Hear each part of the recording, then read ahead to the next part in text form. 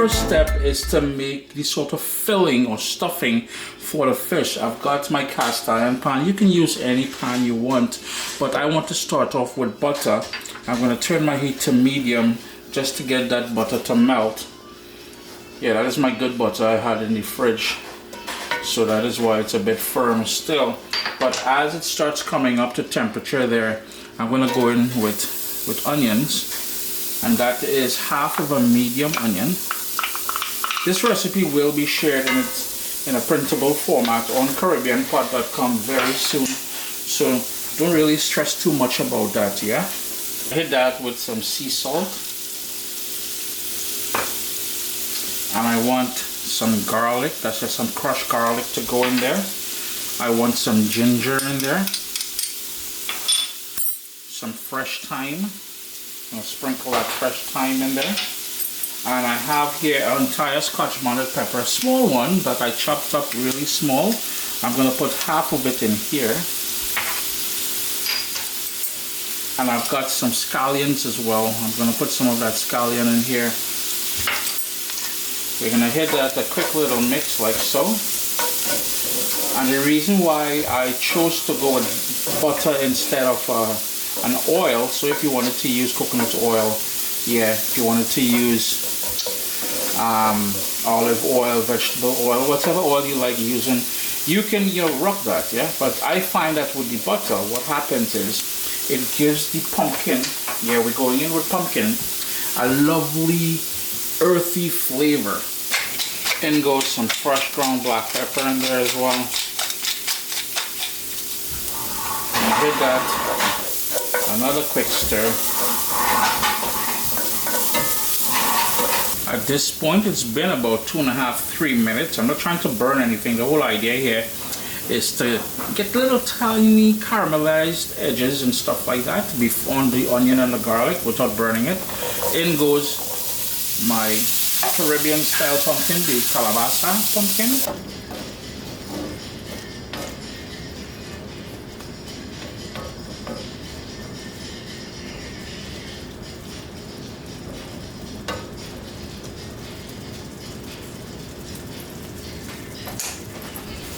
I've had the lid on there for about 5 minutes.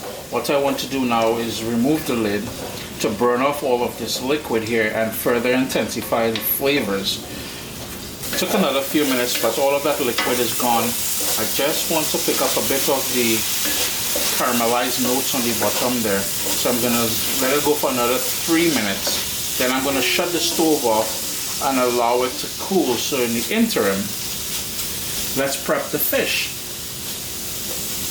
I've got a yellowtail snapper here already cleaned, and I wash it with the juice of half a lemon and cool water, nice and clean scaled.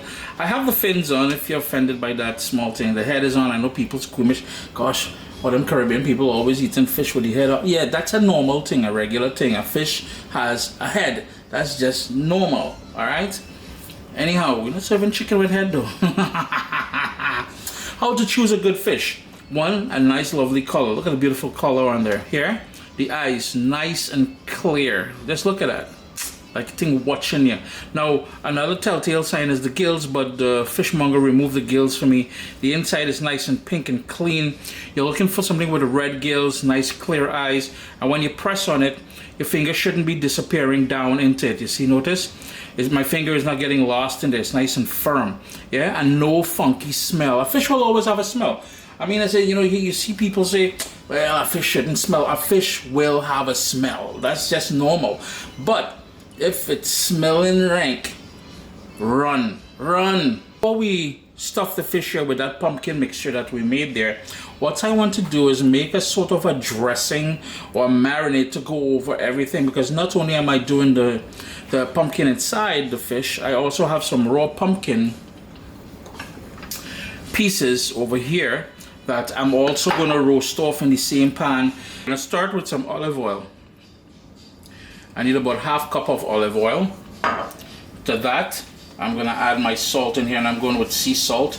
Now, if you wanted to salt the fish itself, you can do that, but I might find that, and I'm not the biggest fan of salt, I'm trying to cut back on the amount of salt that I use. So the salt in here and the little bit we put in the pumpkin stuffing, that is all the salt I need. But if you wanted to dust the fish down, the cavity and the outside with some salt, the one thing I don't know if I mentioned, I have a couple cuts I made on the fish there. That's just to help some of this marinade penetrate and to help the fish cook evenly in the thick parts.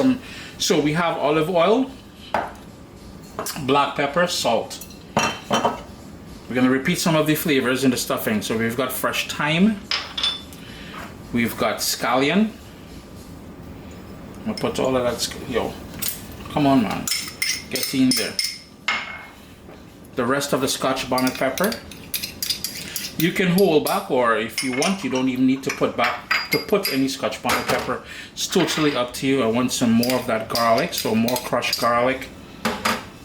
Some homemade Caribbean green seasoning.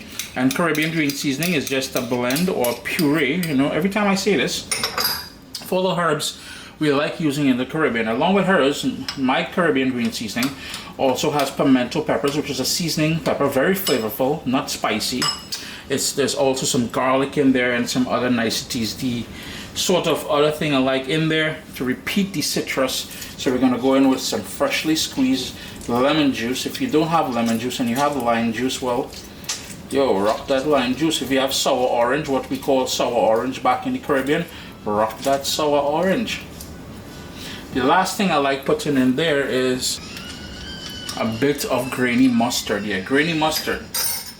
All we're going to do now is give that a mix. If you wanted to add a little sweet element to here, by all means do so. I would add back, so yo, not back, but I would definitely go with some honey in here.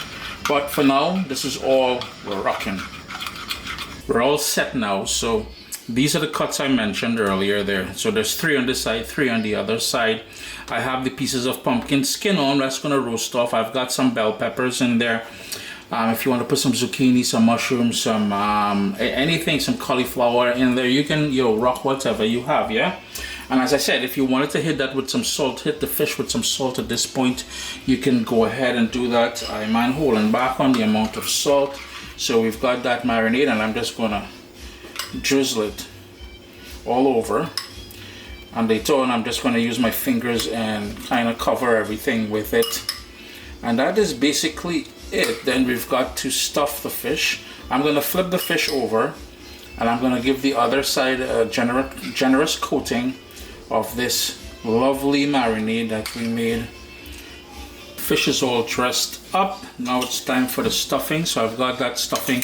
Notice it still has a bit of firmness to it, but for the most part it's about 80% cooked. So I'm just going to grab a few tablespoons of that, and that's just going to go into the cavity. I'm just going to continue stuffing that. I do apologize for my hand being in the way, but I'm on this a one-man show, so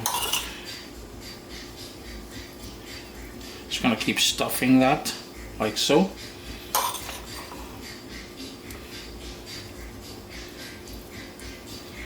Pack it in there really nicely, and we're going to leave it open so the fish can cook from the inside out as well too. The remaining stuffing I'm just going to put on the side here like so.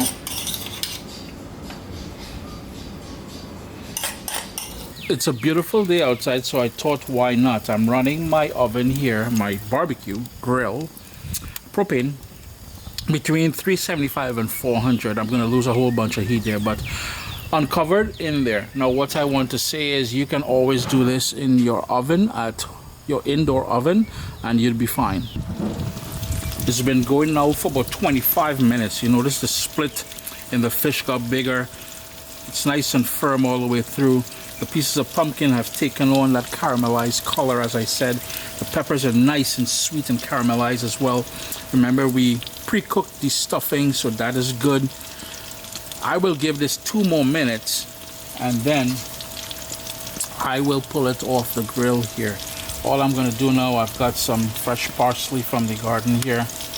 Just going to rip that up, toss that in here. Just a little greenery. We eat with our eyes first, yeah? So we're just going to toss that all over in here and put the lid back on. In your oven at home, like I said, all you need to do is put it on the middle rack and cook it until it's fully cooked all the way through, and you'll be fine. Notice I didn't put any sort of foil over it or anything like that.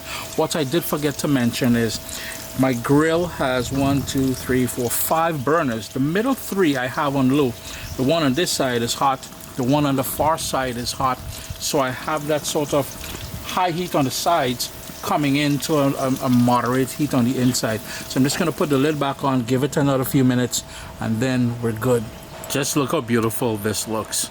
All I'm going to do now, I've got half of a lemon, and I'm just going to drizzle on some of that lemon juice. I'm just trying to catch the seeds. That is my neighbor's air conditioning unit that just cut off there, if you're wondering. If you heard that noise, but that lemon juice in there, boom. Toss the seeds out. Chris here, CaribbeanPod.com. Always a pleasure having you all in the kitchen with me. Whoa, what I be doing, boy? Look at thing. Sup, soldiers?